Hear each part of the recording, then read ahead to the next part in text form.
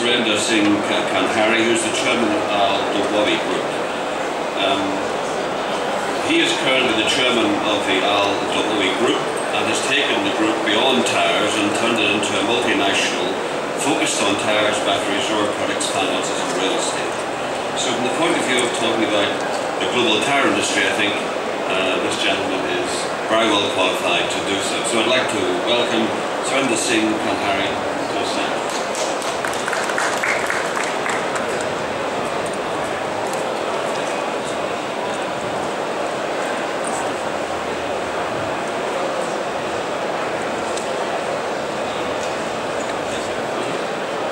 Good afternoon, everybody. I think to be the last speaker of the session, I'm sure all of you must be very tired, or I don't know how fresh you are to listen to my speech, but I just want to bring a perspective that, after speaking, after the Michelin person speaks, it's difficult for any tire person to say anything. Michelin is the leader of tires, and I'm sure you'll bear with me. Whatever knowledge, I'm sure you have more knowledge than me, but still, I want to share something which I have. First of all, it's my pleasure to be part of today's Auto Mechanical Academy, and I'm delighted to share with you my perspective on the global tire industry. I've been taking part in the Academy every year since it started, and I wish to thank the sponsors, the organizers, and the prestigious event for inviting me to speak to you all. In discussing the tire industry, I'll focus on the subtopics of demand and supply, production and capacity, and then related to this global imports and exports. This will then lead us to discuss trade impediments and consequently the implications to China and global production. Also, we look at the price trends of natural rubber, crude oil, and its obvious impact on tire prices. And finally, how the market and industry players react to the situation. Now, taking the global supply and demand, the global demand is expected to grow at a rate of around 4.3% per year. Fredonia's January 2014 study forecasts total tire units of 3.2 billion units for 2015. Light and heavy motor vehicles expected to make up 58% of the total world tire production. Industrial and other comprises agricultural, industrial, aircraft as well as motorcycle and bicycle tires. Expected to be the fastest growing segment due to usage of motorcycles in the world, and especially concentrated in faster growing developing regions like China and India. Now, coming to production and capacity, even as far back as 2010, there was excess capacity in the tire industry as much as 24%. China was producing more than 40% of the world's tires and had excess capacity of more than 340 million tires. This is enough tires to supply most of Western Europe. It illustrates how much excess capacity lies in China alone. Consider then there is excess capacity of another 100 million tires out of the rest of Asia, that is Thailand, Indonesia, and Korea, etc. Consequence to this is the need for China to export, as well we see on the next slide on the global imports and exports. Here the negative figures on this slide indicate net imports, positive figures indicate net exports. In the USA, from 2002 to 2007, the net imports rose from 122 million to 174 million. That was 42%. And shortly after this, we saw anti-dumping laws being imposed, hence a small growth from 174 to 183 million units, that's 5% in the next 5 years. The projection for 2017 is unlikely to occur due to the reimposition of the anti-dumping duties. Remember that the report was published early in 2014, that is before current legislation was passed. Western Europe, at the same time that the imports into the USA dropped of 2007 to 2012, we see a sharp rise in the imports to Western Europe. China's exports grew in this period, and a huge percentage of these tires landed up in Western Europe. The interesting parallel to draw this is what we see in the market today. USA has again introduced tough anti-dumping duties. Again we see pressure in Europe and other markets as the capacity tries to find its way to the market. China and Asia exports. Exports from the Asian region continues to grow at a rapid rate, with overall growth of over 40% expected for the period 2007-2017. This means that the Asian factories not only managed to supply their own markets, which grew very rapidly over this period, but also increased exports significantly. This in itself is an indication of the increase in production levels in Asia. Note that in 2012, approximately 21% of China's production was exported. Coming to Eastern Europe, although exports are not significant in the overall picture, it is clear that recent investments in the tire manufacturing units in Eastern Europe will bring more capacity on stream. This adds to the pressure of China's exports. Also, the recent weakness of the euro will further improve the fortunes of the European exporters. Euro has fallen from 1.36 in June 2014 to 1.06 at present, again making it more difficult for Chinese exports to find a home. Coming to the radial truck tire growth in China, global demand for radial truck tires is 144 million. China's capacity is 120 million and its production is 88 million. Chinese markets accounts 58 million and the remaining 30 million is exported. Significant overcapacity for radial truck tires, with China alone having sufficient capacity to satisfy over 80% of global demand. There is therefore again a strong reliance on exports. Emergence of Chinese truck tires. Revolutionary growth since mid-1990s, from less than 10% to as much as 35% of North American market. The reasons are attractive margin for resellers, quality has improved substantially, gap between the major brand segment and the tier 3 brands of products has narrowed, OEMs considered the standard of quality acceptance of Chinese made tires. The major indicator of truck tire quality is retreadability, and statistics show that Chinese made truck tires are every bit as retreadable as any of the other brands. In fact, the first experience I have is in our own retread plant in Jabalali. We retread Chinese tires, truck tires, and we are confident after we sell them, there are no failures. The improvements in quality and especially retreadability mean that major brands, in many cases, no longer offer the lowest cost for end users. While premium brands focus on being technology leaders and users care more about their own cost per kilometer. Perception of Chinese truck tires is also improving in the same way that the image of Japanese manufactured truck tires changed over the course of about 15 years from the early 1980s. Customers demonstrate willingness to try alternatives to major brands. This was pushed in part by the shortage of tires in 2010 and 11, and the major brand went on allocation. I always say, and every time I speak, I always say, all tires are good, some are better. So maybe business is the best. Impediments to trade.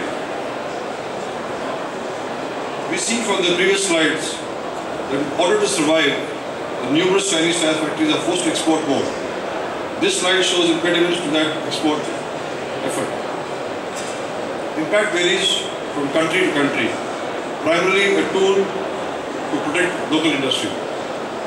Anti-dumping laws used where products are believed to be sold below the market value.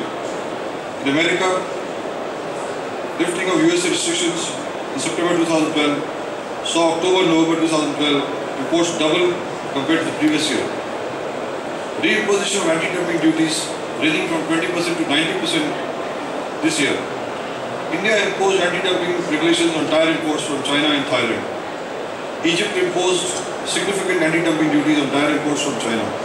The South African manufacturers were unsuccessful in their attempt to impose anti-dumping regulations, largely as a result of the collusion that had taken place between the local manufacturers and the price setting and fixing. Labeling laws. The EU is one of the leading examples where labeling laws have been used to try to fend off the low-cost manufacturers coming from the Far East. Labeling in the EU currently measures 1. Rolling resistance, primarily seen as an effort to reduce fuel usage and carbon emissions. 2 is wet grip, and 3 is noise. Local tests and approvals. Many countries have their own test standards which tires need to pass. In the Middle East we have the SASO standards. In India we have BIS. Indonesia we have SNI. Nigeria we have SONCAP, etc. A number of other countries are developing their own unique standards of which may or may not correlate with existing standards. In most instances, these regulations involve various dimensional, endurance strength, speed testing, as well as gripping, performance on wet roads, and increasing rolling resistance to lower emissions. Standardization. Several tire manufacturers have backed off an effort to create international standard.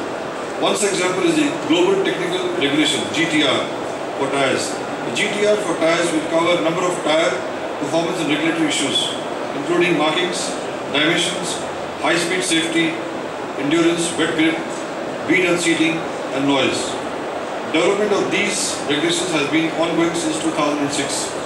Given how long this is taking, one has to question if the countries are really committed to the process.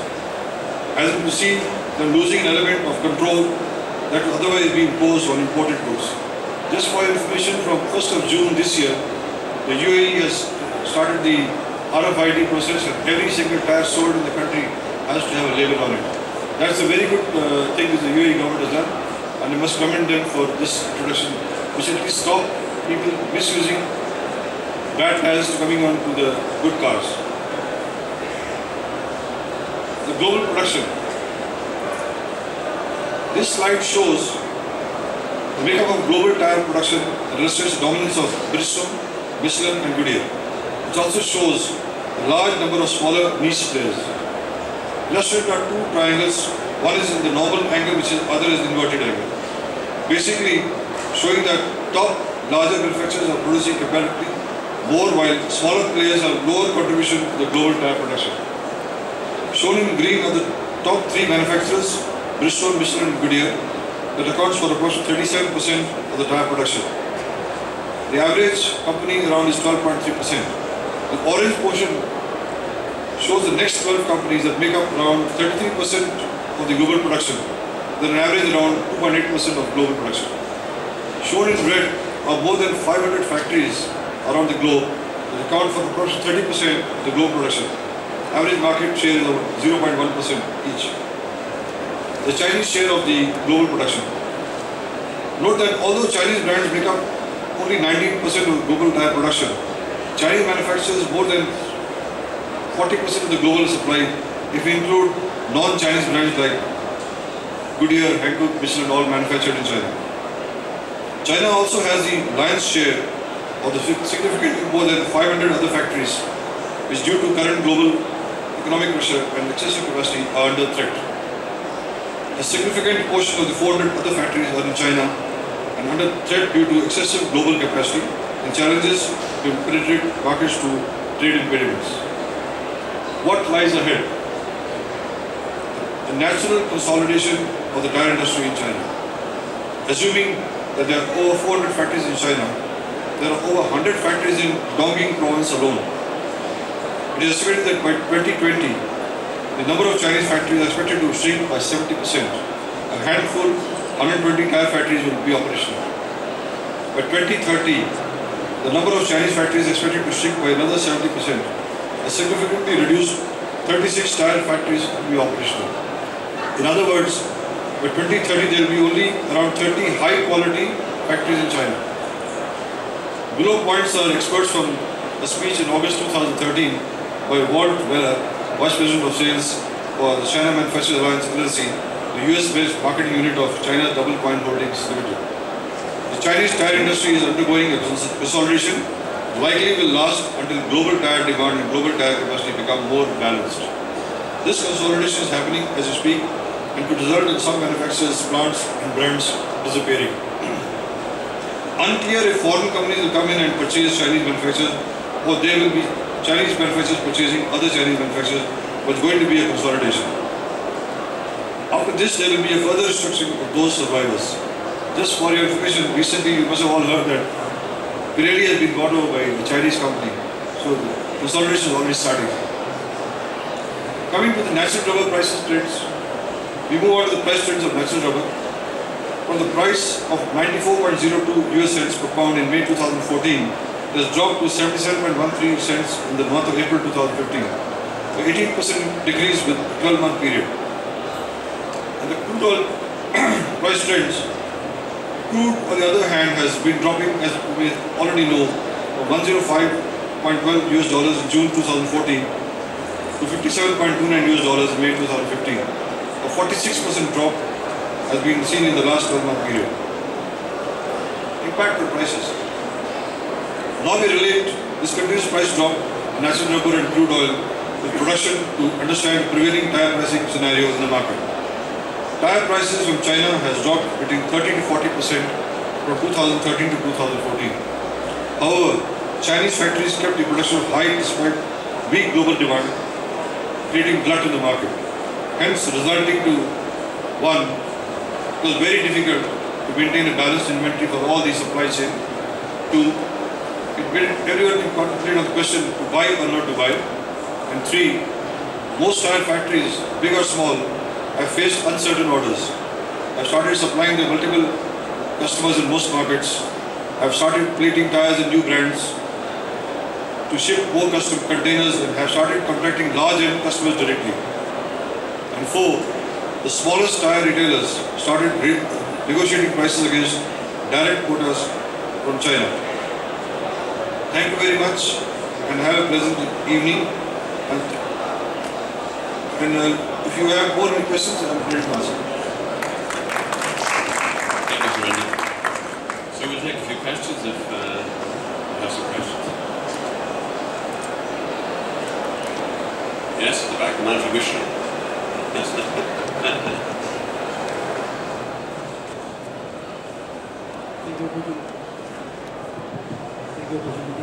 you for the interesting presentation. But I'd like to take the opportunity to ask you a question, which is maybe not an easy one, but I'm maybe sure you are the one who knows the answer. We talked about retreading in the region, and I see one of the major influence coming from Asia, more particularly China. In fact, we are a little bit facing a puzzle. If we look at today the offer in the market, we can see that someone can buy a new Chinese tire almost at the price of a retread tire. We are buying raw materials just like those companies. We are one having a big efficiency. We have shown how many smaller companies exist in China. I'd just like to know what is the secret of selling those tires at those prices in the zone. If you can share your thoughts on that. I wish I knew the answer, but what I perceive, what I believe is, the laws in China are different from laws anywhere in the world. No factory in China is allowed to close down. They have to keep producing, they have to keep employment going, and the loss of profit is taken over by the state. Just for example, I'll give you a concrete example. Derinku Tire, which just closed down about 3 months ago, had a 7.4 billion RMB debt. And the government has taken it over and given it a double star to run the company. So it's government backed. No other country in the world backs any industry so much as in China does. So the Chinese factories are all being backed by the government. And even if, I don't know whether most of the Chinese factories have any balance sheet or profit and loss account. They only have production and sales, That's it, they don't have a balance sheet. It's my opinion. I've answered the question.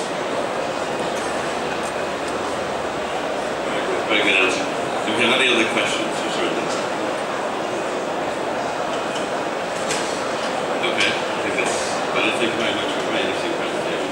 Thank you very much.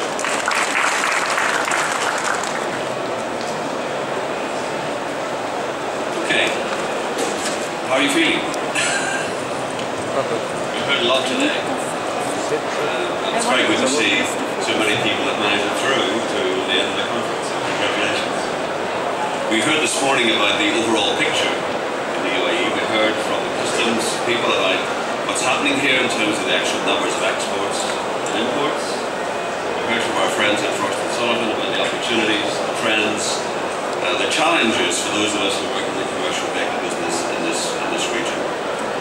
We heard about the regulatory authorities, about the need for safety, and the need as this region starts to improve its infrastructure and look for more trained people, better safety records, and more productivity.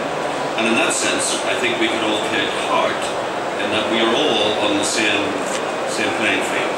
All of us, and all this because we heard in that regard this morning, regulators and the regulated all want the same thing: safety, productivity, efficiency, and great customer service. This afternoon we had a rather more product-specific opportunity. We talked about tyres, about lubricants. Dr. Speart earlier talked about the need for training and IMI's role in that sense in encouraging international standards. But we have had, I know, a great deal to take in today. I understand that all the presentations are available for you from Automechanica if you wish to do so, as well as making any individual contacts you might have with any of the speakers at today's conference. I remember many years ago, a good deal younger than I look at the moment, I have to tell you, when a boss of mine, when I protested about having to go to yet another conference, sat me down and said, no, he said, let me tell you about this. He said, if you want to make it in this particular industry, which is automotive at that time, then he said, you have to learn something really important. I said, oh yeah, what's that? He said, you really have to seek to understand before you can try to be understood. And I think Automechanica today have given us a tremendous opportunity to understand the environment in which we're operating so that we can seek to be understood in our relationships with our customers and our suppliers and our partners. So, on behalf of Automechanica Academy and the IMI, I wish you great success. Thank you very much for your attendance today. Have a great show. Thank you very much.